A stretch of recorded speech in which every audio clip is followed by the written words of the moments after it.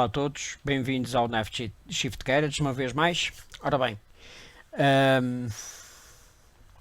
eu ainda não tenho o amortecedor atrás. Eu optei por montar o amortecedor fora. Acho que já vos disse isto no vídeo anterior. E pronto, e acabei por começar por montar a estrutura do subframe, o subquadro. E ir tentando avançar o máximo que posso à espera de que o amortecedor seja montado. Eu volto a falar, não sei se disse ou se não disse, mas volto a falar. O amortecedor, eu não tinha óleo de amortecedor, entretanto tive que mandar vir o óleo. Depois não tinha o alicate para fechar a mola para montar o amortecedor. E depois não tinha uma coisa muito importante que era o nitrogênio. Pronto, como tenho a facilidade de pedir a quem me faça isso, porque é uma empresa do ramo e tem tudo dentro de portas, ofereceram-se a montar aquilo sem problema nenhum, eu então não pensei duas vezes.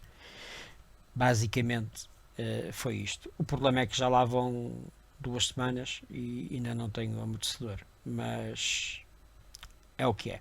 Bem, uma coisa que eu me tinha esquecido quando montei o braço oscilante foi os parafusos de afinação, ok? Comecei já por montar estes parafusos que era para não me esquecerem e não ficarem guardados na saca e depois não saber onde é que eles estão. Portanto, foi basicamente por aí que comecei. Entretanto, e esta parte que eu agora vos vou deixar ficar a ver é a reconstrução dos amortecedores da frente. Basicamente, o que é que eu meti novo? Meti estes bronzes, ok? Que vocês estão a ver, tanto o bronze do tubo interior como o bronze do tubo exterior. Meti os badantes, meti o tapa-pós, ok? Foi a única coisa que necessitei. E eu vou montar isto diferente daquilo que diz o manual, ok? O manual não diz para montar assim, mas eu monto assim porque não vejo possível ser montado de outra forma. Eu antes de fazer esta gravação tentei gravar de outra forma, foi completamente impossível. Portanto, se estiverem interessados, fiquem atentos para ver como é que eu faço isto.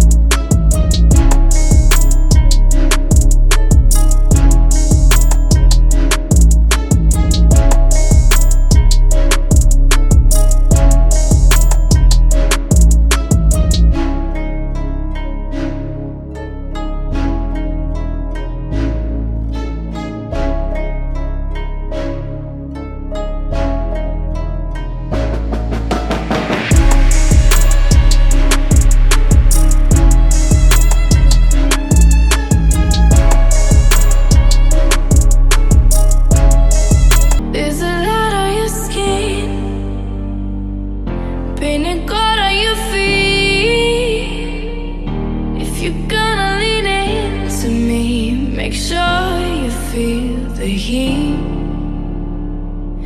You can take what you want, but when you take it from me,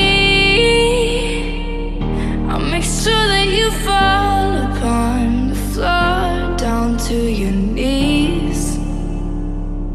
I'm betting on a miracle to give me peace. I'm not asking for a miracle, just you and me.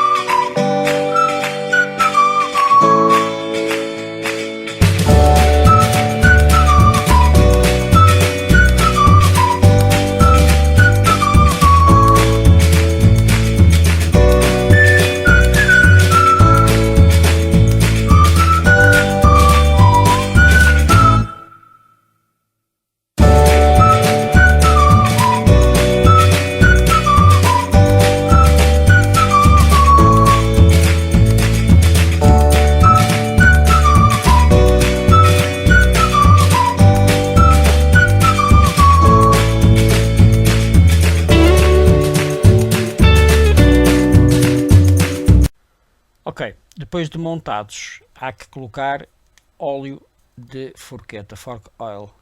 Atenção, aconselho-vos a seguir as recomendações. O part number deste óleo diz respeito a 10W, ok? O que anda aí muito no mercado e que toda a gente usa é 5W e este é 10W.